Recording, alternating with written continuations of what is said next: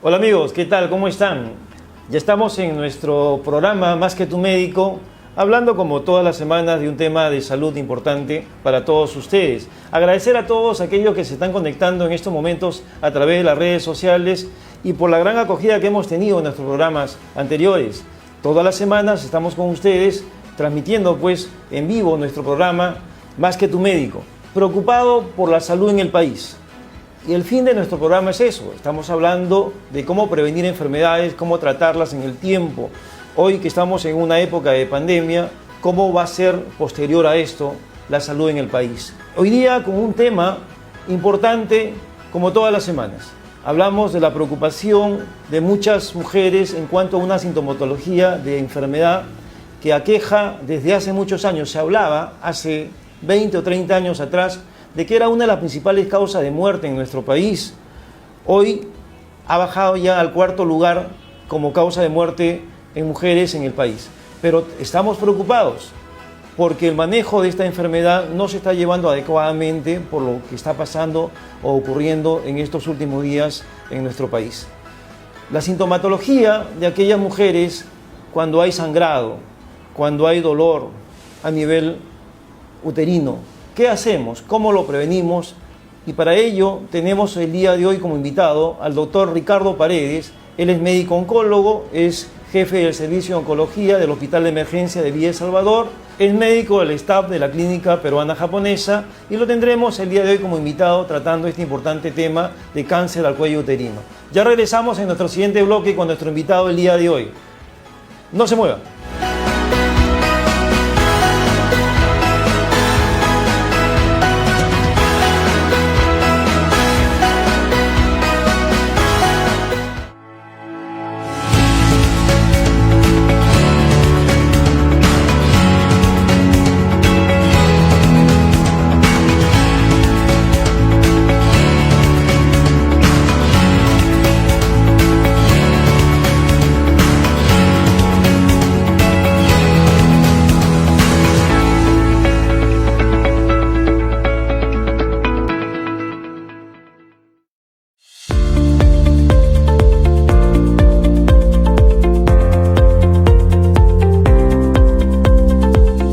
Bueno, ya nos encontramos en el siguiente bloque de nuestro programa, Más que tu médico, y el día de hoy con nuestro invitado especial, el doctor Ricardo Paredes. Qué gusto tenerte en el set, Ricardo, después de tiempo, y hablar de un tema importante en la salud de nuestras mujeres peruanas. Un tema importante y preocupante a la vez. ¿Por qué? Porque hace muchos años era considerada la principal causa de muerte en el sexo femenino, como es el cáncer al cuello uterino.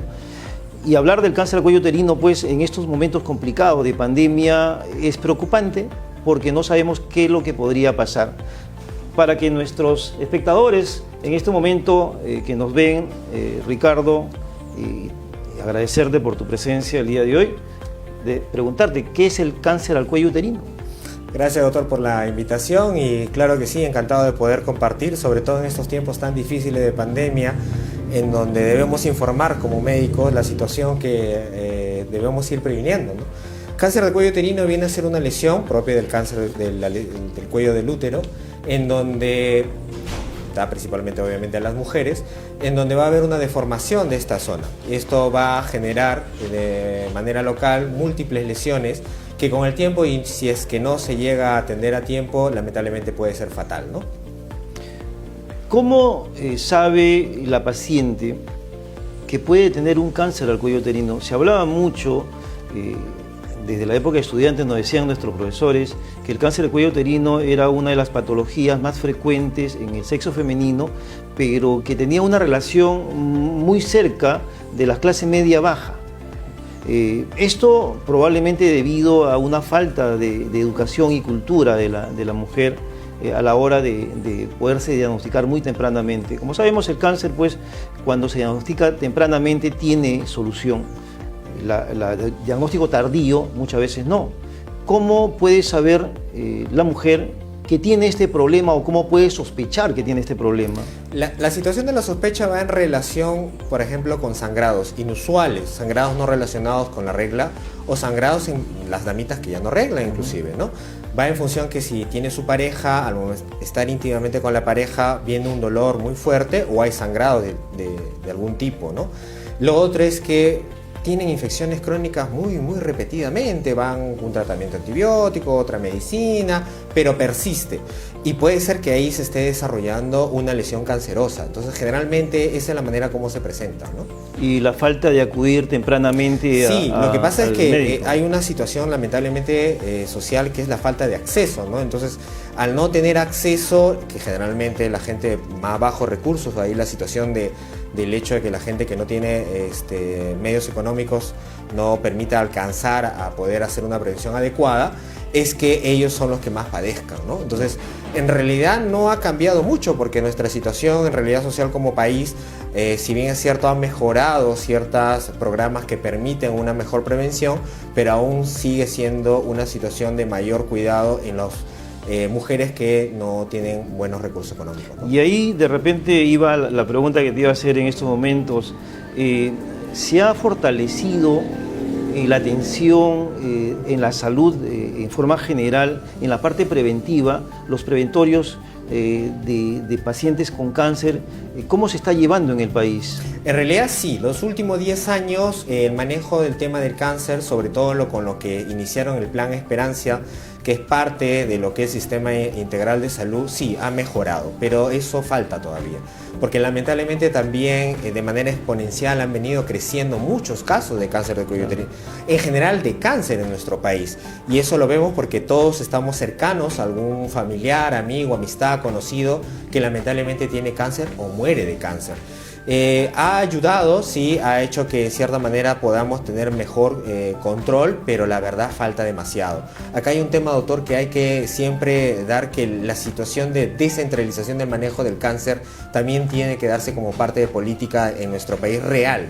Lamentablemente nuestro Instituto Nacional de Enfermedades Neoplásicas, la verdad que ya queda chico, ¿no? A nivel nacional mucha gente que tiene esta patología acude allí desde diversas zonas de nuestro país, pero lamentablemente la cita, las colas, el acceso, lamentablemente hace que esta enfermedad se desarrolle más. Cuando hablamos de la descentralización de la salud, vemos que probablemente no existan hospitales, institutos nacionales de enfermedades neoplásicas, como sucede acá en Lima solamente. Esto se debe a una dejadez de falta de gestión de las autoridades regionales para hacer más centros, no solamente en hospitales, sino centros de prevención de la enfermedad. ¿A qué se debe esto, Ricardo?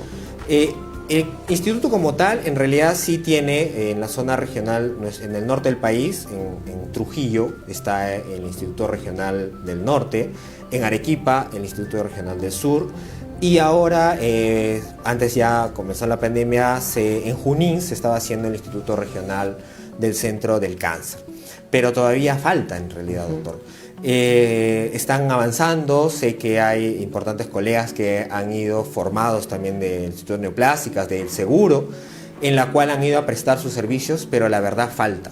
La situación todavía en nuestro país, en realidad, de acceso a la gente que vive más alejado inclusive de la capital, o inclusive dentro de la capital, en la periferia de la capital, lamentablemente no tiene ese acceso necesario. Y otro problema es que, bueno, faltan especialistas del área que permitan realmente tener ese mayor acceso. Entonces, esa situación hace que estas patologías, el cáncer de cuello uterino, todavía siga de manera relevante, ¿no? Que en otros países, bueno, en Europa, teniendo el primer mundo, Estados Unidos, no llega a ser pues ni siquiera el 10º lugar de la enfermedad oncológica de preocupación, ¿no? Sobre todo por la parte preventiva realizada y por el acceso que tienen en sus hospitales de sus principales ciudades. Al comienzo de la entrevista te preguntaba que esta enfermedad era antiguamente una de las principales causas de muerte en el sexo femenino. De acuerdo a las incidencias, las estadísticas me dicen de que en la actualidad ha bajado hasta el 4º lugar como causa de muerte. Sí. Y otra pregunta, Ricardo, y preocupante. La brecha de especialistas a nivel nacional es grande. ¿Cómo suplimos esa brecha de profesionales especialistas en cáncer en el país, ¿no? Si tenemos probablemente una brecha grande que no podemos cubrir, y no podemos tratar las enfermedades en zonas alejadas. ¿Cómo lo hacemos? Sí, pues la situación de este tipo va en relación a lo que, bueno, partiendo de la pregunta última que usted me dice, yo siempre manifiesto que nosotros como médicos en nuestro país hemos sido formados del Estado y nosotros debemos servir al Estado, por más que vengamos de universidades particulares, formados en instituciones privadas, accedemos a hospitales del Estado, sea del seguro, policía, pero son construcciones del Estado. Y debemos nosotros también tener del Estado acceso a ello. Entonces, hay una situación de acceso que solamente nos limita a trabajar de una manera en un centro hospitalario. Y eso lamentablemente limita en el caso de los oncólogos a que de repente se puedan desarrollar en 2 centros hospitalarios. Eso disminuiría la brecha. No solo consiste en tener más residentes especialistas que se formen, consiste en generar mayor situación de trabajo en el mismo Estado. Entonces, si hubiera de repente un cambio de política en el sentido de que los profesionales, por ejemplo, como oncología, en donde hay necesidad y lamentablemente somos pocos, podamos trabajar de repente en el seguro y podamos trabajar otras horas en el Estado, en el Ministerio de Salud, o podamos trabajar acá en Lima y podamos irnos de repente acá a Junín, ¿no? Y podamos ver nuestros horarios que nos permitan tener mayor acceso y nuestros conocimientos hasta que esa brecha se pueda de repente ir disminuyendo. Es una situación a corto plazo que lamentablemente no se está pensando y que lamentablemente se está viniendo una gran cantidad de casos en lo que es cáncer, que lamentablemente va a ser un gasto para el país. Claro, y eso es bastante notorio, la falta de especialistas, que se puede cubrir con una ley que se permita trabajar en 2 lugares, que son las horas complementarias, que estuvo a punto de haberse aprobado hace un año atrás, pero no se logró hacer esto. Ahora hay una ley que ha salido en el sentido de que por el estado de emergencia se puede permitir trabajar, pero no está todavía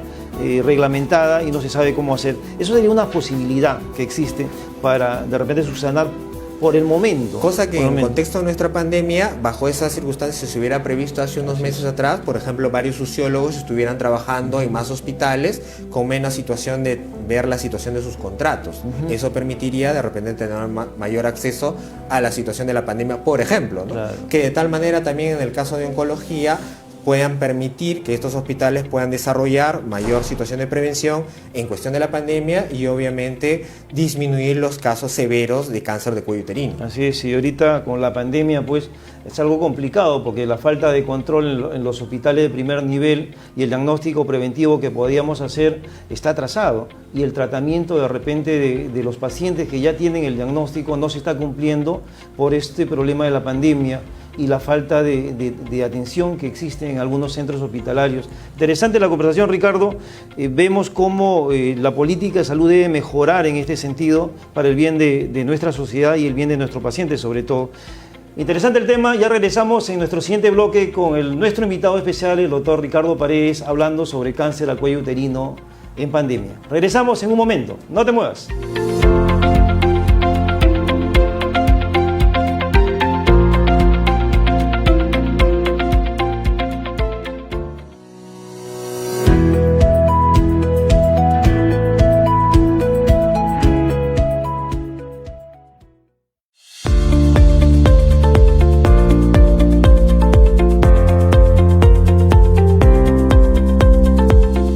Nos encontramos ya en nuestro último bloque para seguir conversando con nuestro invitado especial, el doctor Ricardo Paredes, sobre este tema que nos preocupa bastante porque puede aumentar la incidencia del cáncer al cuello uterino en el sexo femenino.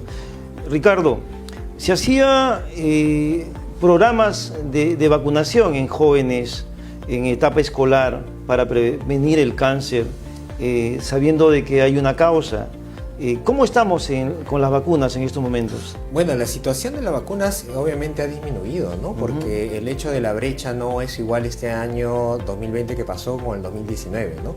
En realidad se había hecho un trabajo muy fuerte y la verdad muy laborioso, tanto así que estadísticamente el 2020 ha permitido que, por ejemplo, el GloboCan saque que tengamos en 4º lugar el cáncer de cuello uterino. Muchos años fue el primer lugar, de ahí bajó al 2º lugar después de cáncer de mama y ahora por primera vez en realidad era un problema de 4º lugar. tiene que ver mucho la parte preventiva hecha, claro, y obviamente lo que es la vacuna del papilomavirus humano, que va en relación a futuro, ¿no? Porque obviamente es en niñas que están en el quinto año de secundaria, de 9 a 12 años de edad, que en 30 años más o menos se verá esta situación del trabajo, pero lamentablemente esto ha disminuido con la situación de la pandemia. Esto va a hacer que retrocedamos, sinceramente, 10, 15 años atrás de la situación, ¿no? Entonces, eso tendríamos que ver cómo es que este año 2021 se tenga que retomar la situación de la brecha. Sé que están tratando de trabajar en manejo de COVID, obviamente, trabajar con el COVID, porque lamentablemente es parte de nuestra vida ahora, ¿no? Pero la situación de brecha, de cubrir la situación de este grupo etario, la verdad que está disminuida, ¿no? ¿Cómo diagnosticamos el cáncer del cuello uterino? Luego de la sintomatología que pueda sentir la paciente, acude al médico. ¿Cuáles son los pasos a seguir para diagnosticar la enfermedad? Básicamente, a nivel nacional se maneja mucho lo que es el Papa Nicolau, ¿no? El Papa Nicolau durante muchos años nos ha ayudado para generar alguna sospecha de alguna lesión o cambios celulares a nivel del cuello del útero, ¿no? Ahora se utiliza también inclusive la prueba molecular, que en los últimos años se ha tratado de instaurar, ¿no? Y esto es debido a cambios que puedan generarse por el papilomavirus humano. Pero básicamente es hacerle una colposcopía, y a través de la colposcopía hacer una biopsia, y esta biopsia es la que nos va a decir si las células que se toman de la biopsia son cancerígenas o no. Después que se tome ello, y si saliera positivo, viene lo que es el estadiaje, que se determina la situación de avance, ¿no?, del tumor del cáncer de cuello uterino. Si ya ha habido un compromiso mayor o no, o de repente es un compromiso inicial o mínimo y puede estar de repente en una cirugía a solucionar el problema. Teniendo estos parámetros en la cual diagnosticamos la enfermedad y sabemos en qué estadio está, ¿cuál es el siguiente paso de acuerdo al tratamiento? ¿Cuáles son las recomendaciones que se le va a dar a la paciente para que la siga? Y probablemente, dependiendo del estadio, tenemos un pronóstico que puede ser bueno, regular o de repente malo, ¿no? Claro, aquí la situación tiene mucho que ver, como en cáncer, el tiempo. Aquí lamentablemente no te espera la enfermedad en función de factores externos. Entonces, según como tenga la enfermedad, de acuerdo al estadiaje, si la lesión es pequeña o es inicial, principalmente el tratamiento es quirúrgico. Generalmente se saca todo lo que es la parte uterina, se hace una histerectomía radical y prácticamente ayudaría a curar a la paciente. Pero si no se puede hacer esa cirugía, viene lo que es tratamiento con quimiorradioterapia. La quimiorradioterapia permite controlar la acción local, con la cual podríamos generar un mejor pronóstico de la situación del paciente, pero no se considera una situación curada y se está en una vigilancia constante. El otro problema es que si ya esa lesión ha aumentado demasiado y ha ido a otros órganos o ha salido del contexto de la pelvis, lamentablemente estamos hablando de un cáncer avanzado y estamos hablando inclusive de un cáncer terminal en muchos de los pacientes. Eso ya es un contexto de mal pronóstico y lamentablemente ahí tenemos que hablar de pocos plazos de meses de vida, ¿no? La parte preventiva fundamental y el diagnóstico temprano de esta enfermedad salva vidas. Es por eso que lo importante, de acuerdo a lo que conversamos con el doctor Ricardo, es acudir apenas haya sintomatología o sospecha, probablemente. La edad en la cual la mujer debe preocuparse ya en hacerse su primer examen para diagnosticar una enfermedad de estas, Ricardo. Por cuestión de acceso en nuestro país, debiéramos hacer, las damas que tienen más de 40 años de edad, siempre hacer todos los años, es lo ideal, su Papa Nicolau, ¿no? Pero de por sí, toda damita que ya inicia relaciones sexuales encima de 25 o 29 años de edad, debiera hacerse periódicamente un Papa Nicolau.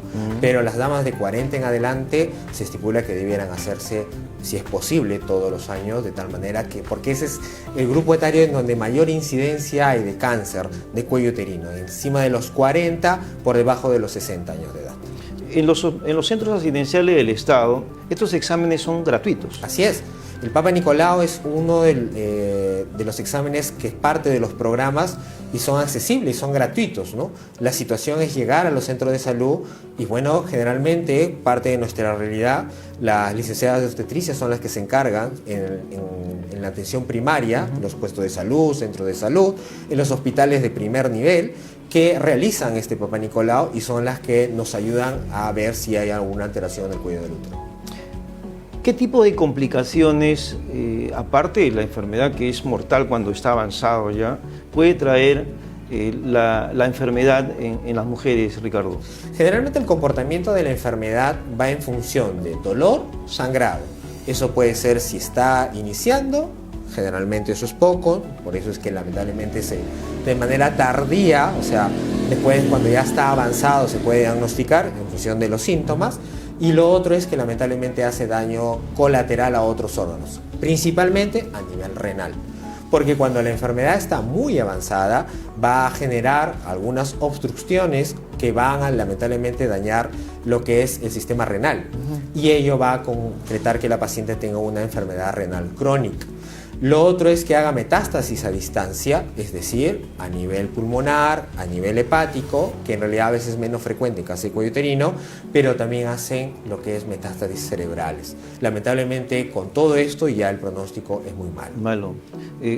Cuando nosotros hablamos de cáncer y escuchamos ese término, se escarapela el cuerpo, decimos cáncer e inmediatamente relacionamos con la muerte y no sabemos qué tiempo nos queda de vida si el diagnóstico se hace con un estadio ya bastante avanzado. ¿Cuál es la expectativa de vida que tienen estos pacientes con cáncer, Ricardo, luego de un diagnóstico en un estadio alto? En un estadio avanzado, estadio clínico 4, generalmente los textos hablan de más o menos de 6 a 8 meses de vida. No, hay particularidades, esto no es un parámetro fijo, va en relación de los cuidados e inclusive de los tratamientos que se le pueda plantear al paciente. Pero si no recibe ningún tratamiento, inclusive los 6 meses puede quedar corto. Bastante agresivo en algunos casos. Así es. El tiempo de vida es corto, por lo tanto, pues la prevención y el diagnóstico precoz es muy importante en esta enfermedad para salvar vidas sobre todo.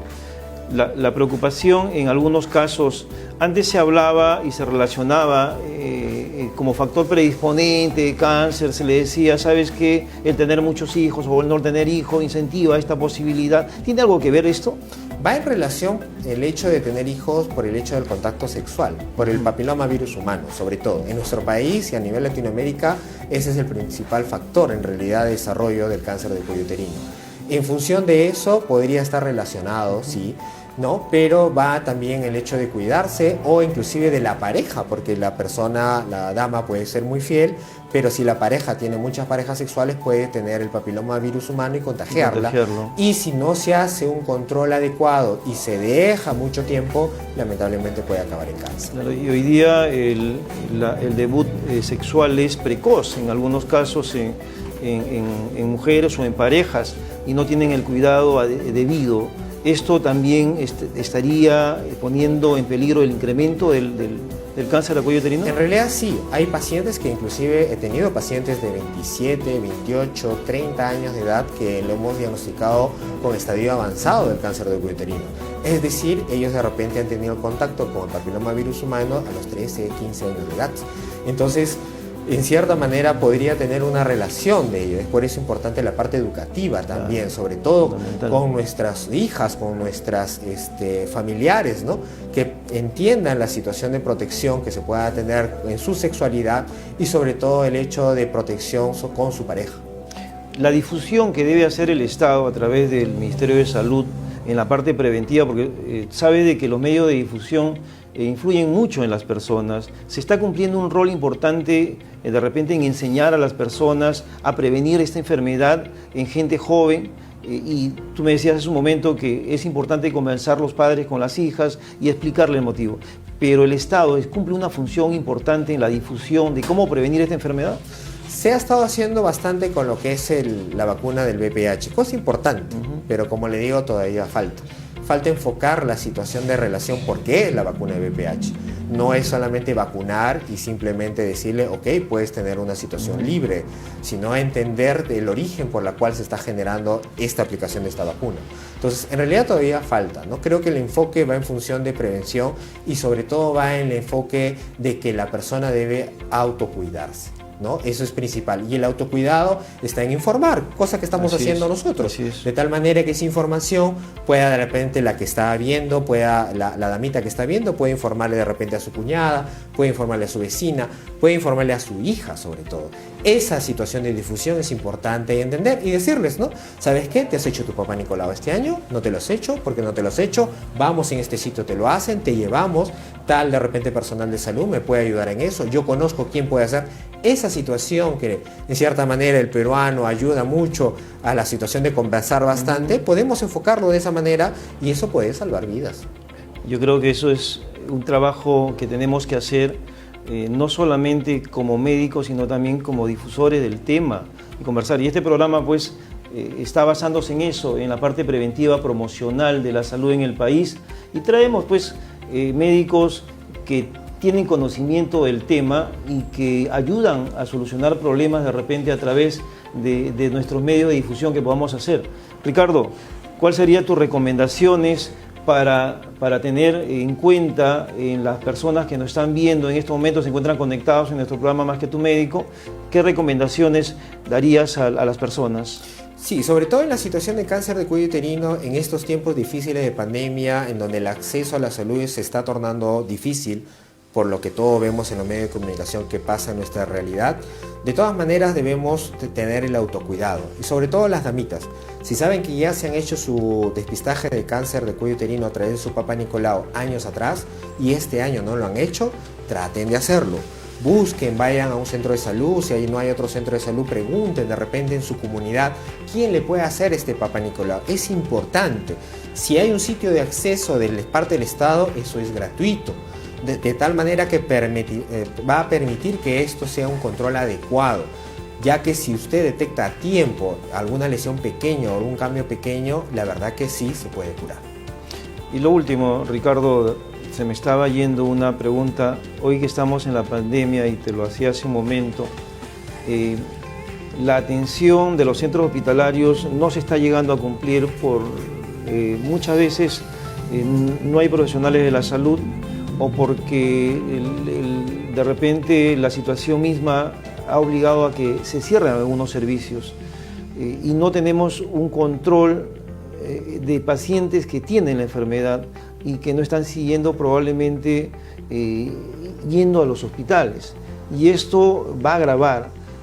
La pregunta es, cuando termine la pandemia, ¿qué tenemos?